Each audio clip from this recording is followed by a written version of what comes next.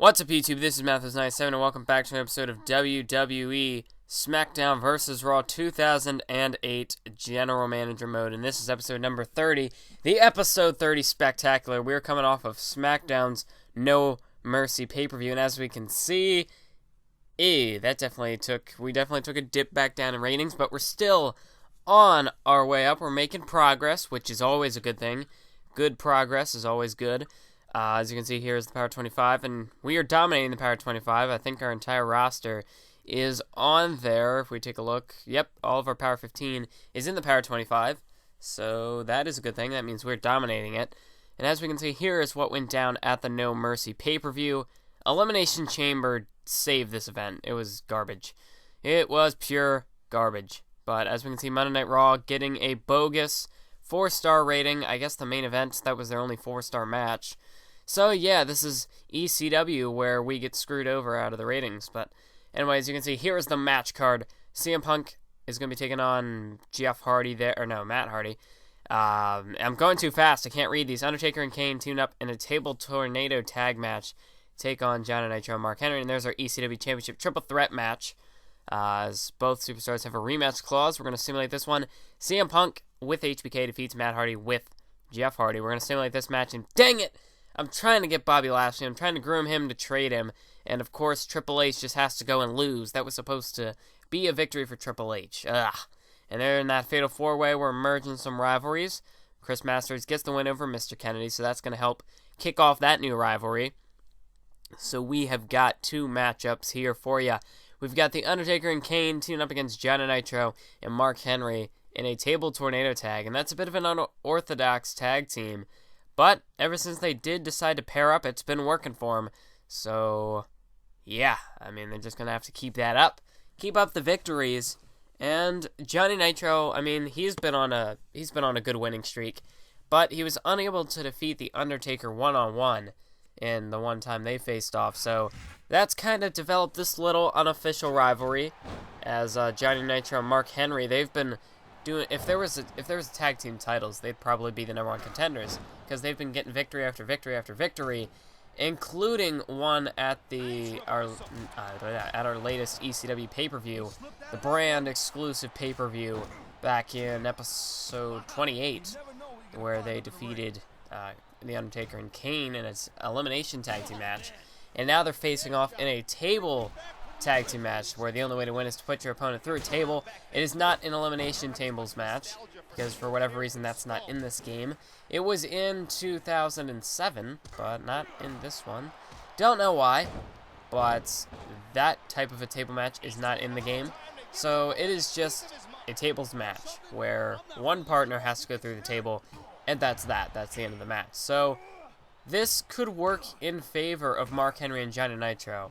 I'm not sure if they'd be able to get both Kane and The Undertaker through a table, but now, I mean, a key strategy in this type of a matchup, you want to try and isolate, you want to try and isolate one member of the opposing team, as got glitched out there, did Johnny Nitro, and now comes back at Kane with a neck breaker.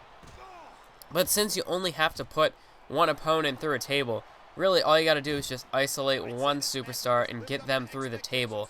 He's got to turn it into a 2-on-1 situation, and I think that's the key to winning these types of table matches, as Johnny Nitro had Kane up against that table, but to no avail. Kane was able to fight out of there. And now here's Johnny Nitro. He's going to toss Kane down onto his face from the suplex position, and now Kane punching away at the gut, trying to get back into things here. Mark Henry over there was working on the arm of The Undertaker in that steel ring post, but Kane, very smart, going over there to break that up. And now Kane counters the suplex of Johnny Nitro into one of his own. But, yeah, we are currently on the path to the Survivor Series, which is a cross-branded event, cross-branded pay-per-view. So Raw, SmackDown, ECW, all going to be there. And, I mean, currently, we're second place in the ratings. So if we can keep that up, we'll hopefully get a second match on the card. I know at SummerSlam we were dead last place, and we only had one match on the card, but we've been turning things around since SummerSlam. I said that was going to be the turning point, and we have really put Raw, we've really managed to bridge the gap between us and SmackDown, but we've managed to deplete Raw's ratings in the process. Raw's definitely now the new dead last. They're the new third place. We're number 2, and SmackDown is our only obstacle yet to becoming number 1. And SmackDown, though, I mean, the ratings are pretty split right now. SmackDown's still got a decent lead. It's going to take it will probably take maybe a month of like spectacular shows to try and overthrow them, just because of how the ratings act up in this game, because they're not really fair ratings. But I have to say, SmackDown, I mean, they haven't been getting big match ratings. They've just kind of been pulling off consistent ratings. They've been keeping it consistent at the 3.5 stars, maybe even a 4-star. They haven't gone up into the 4.5 or the 5 stars, but they have been bringing in consistent ratings, and that's why they've been able to keep that spot at the top ever since basically the beginning. I think Raw had the lead into the Backlash pay-per-view, and then since then SmackDown's really taken over, as Johnny Nitro once again tossing Kane onto his face from the suplex position. As later on in our main event for the ECW Championship, as we know, now dropping him right on the ropes there. It's a very smart move by Johnny Nitro, using his environment to his advantage, as Mark Henry and Undertaker are now battling it out on the outside. But as I was saying, it was with the ECW Championship, we have the current champion Edge, who defeated Randy Orton for the title in the last episode. And I don't really like putting the ECW title on the line a lot. Like, I don't like to put titles on the line very often on shows. I mean, I like to put them on the line occasionally, because it does give that added boost to the match rating.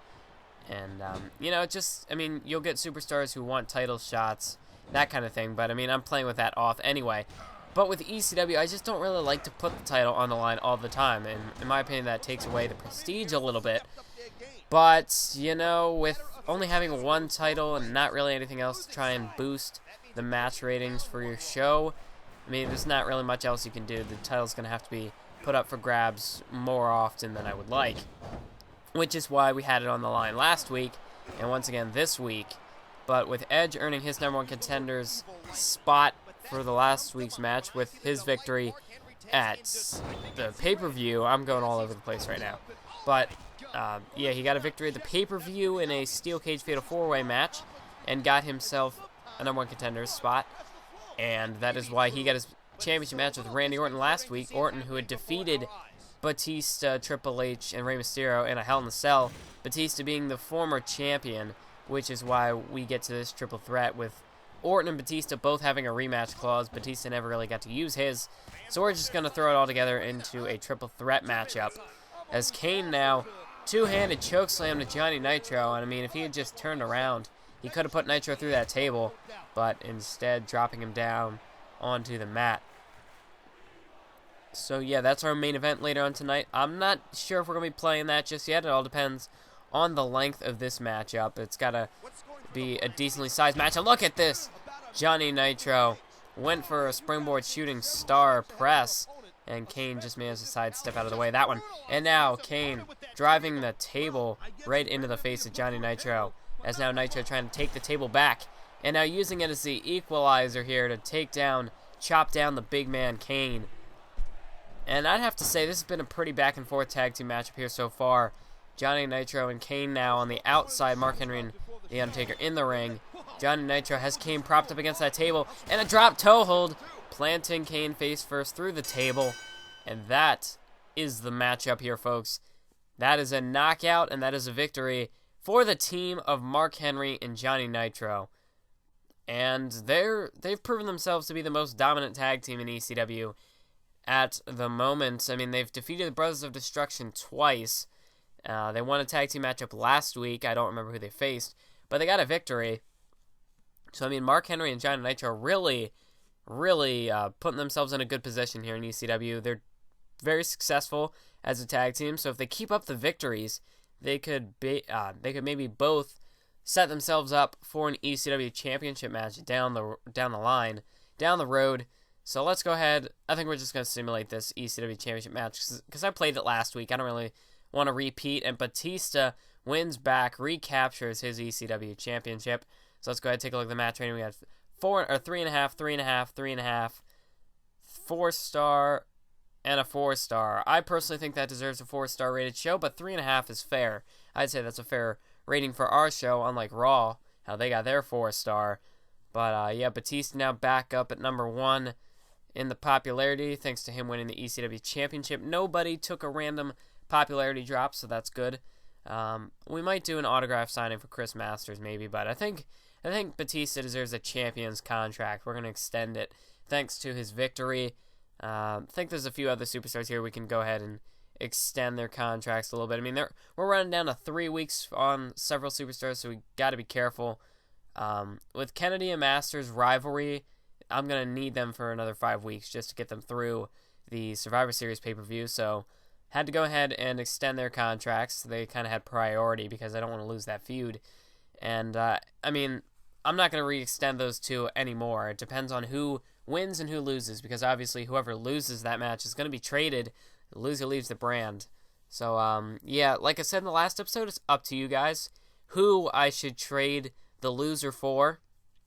So be sure to let me know that down in the comment section below. Chris Masters and Mr. Kennedy both up at a 90, so I think that's good. I think they're both at about the right place. So let's go ahead and skip up to our ECW event.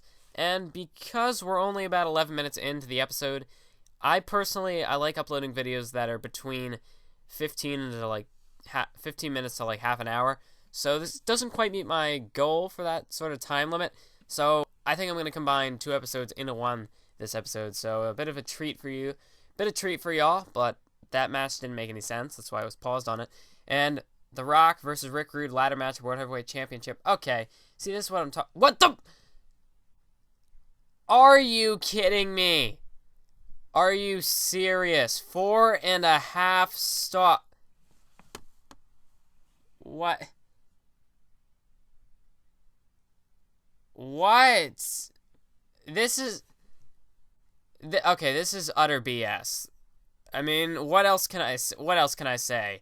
There's nothing, there's no way they can justify that. And now shoot. If they're going to do this to us, this is why GM is broken. This is I don't know. I don't want to turn this into a rant. But I mean, come on. Really? 4.5 stars for that show? That was I don't know. But I gotta try to move on from that, because that was I could go on for a while about that, but anyway, we're gonna go ahead and save this, and we're gonna get a nice transition into the card. So let's go ahead now, check out, well, not the card, but we're gonna check out WWE.com. Smackdown fan change plus 40,000. Oh no, this is not good. So we did have the match of the week with that matchup. So now we're looking at the card here for this week's show in Concord, New Hampshire, and we're getting a rematch from the last episode. Jeff Hardy now taking on HBK. So we remember it was Matt Hardy and CM Punk in the last episode of ECW. We've got that Fatal 4-Way match. We have an elimination tag team here, Edge and Randy Orton taking on Rey Mysterio and Batista. That's 2 rivalries in a one. Oh no, it's not rivalries. But here we have an elimination 6-man tornado tag main event. So Mr. Kennedy gets his victory over Chris Masters, sort of evening the odds there. Triple H gets the victory in that Fatal 4-Way match, getting the pin on Elijah Burke. And Edge and Randy Orton teaming up to take down the common enemy of Batista. They get the victory in that elimination tag team matchup. So we're going to go ahead. I can't even remember the last time I played a Hardy Boys match. So we're going to go ahead and play this one. It is Jeff Hardy taking on the Heartbreak Kid, Shawn Michaels. Because as we remember in the last episode of ECW, a week ago, CM Punk with HBK at ringside got the win over Matt Hardy with Jeff Hardy at ringside. So now we're going to flip things around a bit. It is Jeff Hardy with Matt Hardy at ringside taking on HBK with CM Punk at ringside. So this is, I'd have to say this is a must-win situation for Jeff Hardy. After coming off of the loss from last week, coming off his brother's loss last week, Jeff Hardy has to try and redeem the team, but that's going to be no easy task as he faces the Heartbreak Kid, the showstopper, Mr. WrestleMania, Shawn Michaels. And Michaels looking for a roll-up right off the bat here. That is one. And now Jeff Hardy kicking out. But HBK going right away with the roll-up. And Jeff Hardy kicking out. So you got to watch out for that. You got to be on your toes when you're going up against Shawn Michaels. But both these two superstars are high flyers. So this could get interesting. This could be a very interesting, intriguing matchup. As also we've got Matt Hardy and CM Punk at ringside to shake things up. Hopefully we can keep this clean, though. Keep them out of the match. But we'll have to see how that works. And Michaels again with a roll-up here on Jeff Hardy. And Jeff Hardy again with a kick out at the count of 1. But, yeah, I'm actually going to play both of these matches. So depending on how long this episode goes, how long this match lasts, I'm actually thinking I'm just going to, you know what, this is going to be a bit of an odd episode. It's a 2-for-1 episode. You know what, I know what I'm going to call this. It is the 2-for-1 for 2. How does that make any sense, you may ask? But, that's not even how I wanted to say that. How does that make sense, you may ask? Well, it is 2 episodes rolled into 1, rolled into 2, which means we've got these 2 matches. We already finished 1 match card. This is the 2nd match card, but we're only going to play this match. We're going to save the 2nd match for the next episode because of it being an elimination 6-man tag team match. That one's probably going to take a while.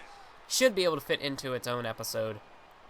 So we got the old 2-for-1 for 2 here. So congratulations. Hope you all enjoy.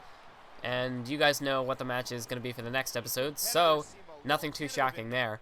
So Jeff Hardy now, nice neck breaker, spinning neck breaker to the Heartbreak Kid Shawn Michaels. As now Jeff Hardy dragging HBK into the ring. Away from the ropes. Might have been attempting a cover there, but HBK getting right back up to his feet. And now Jeff Hardy fighting him off. But anyway, now I feel like it's the time in the video when I just want to say, I'm approaching 1,000 subscribers, which is awesome. That was really, I mean, not really my unofficial goal, I guess. Like, I mean, one thing that I'm just kind of setting, like, I pretty much just set the goal to set a goal for this year as, like, a channel goal for, as kind of like a New Year's revolution. It's more of just my 2014 goals. And I said that I kind of wanted to hit 3,000 subscribers by the end of the year. That's not really too important. I mean, once I get to 1,000 is the big goal. That's been my big goal on YouTube since I moved to this channel. I mean, because getting up into the 4 digits, as Shawn Michaels getting fired up here with the clotheslines, and then Jeff Hardy blocking a punch there. But 1,000 is like the big goal here on YouTube. I'd have to say the next biggest goal, I don't know, would it be 100,000 or would it be 1 million subscribers? I don't know. Of course, that's not any of my goals at this point in time. They're not even close. They're not even in my mind. Like, I don't expect myself to get 100,000 subscribers or 1 million subscribers. I mean, yeah, I don't even know. I don't expect myself to go that far. Then again, when I started YouTube, I never expected to hit 1,000 subscribers, and I am coming pretty close. At the time I'm doing this commentary, which is March 20th, I was at 964 subscribers, as my voice keeps going out. This video will probably be uploaded to, I'm too lazy to do the math in my head right now, what date that's going to be. But it should be next Thursday, which is a week from the day I'm doing this commentary. So that's March 27th. That works. So, I mean, I know I have the UCW pay-per-view coming up on the Sunday previous to the time this video is uploaded.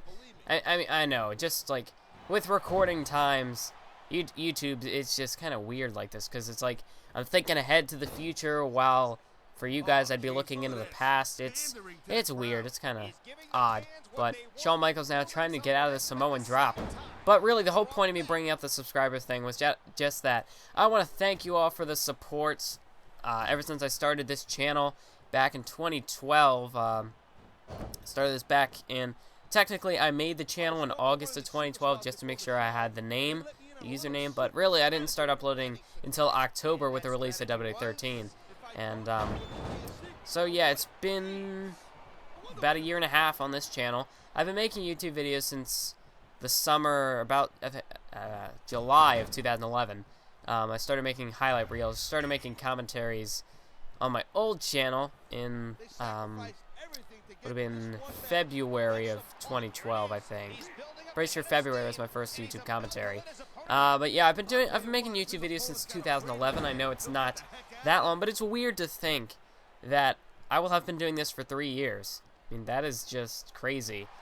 I mean, that's just crazy. And like, I think of YouTube now, not even know if it's going to be around in 3 years. I mean, that's just like weird things with the internet, how long things last.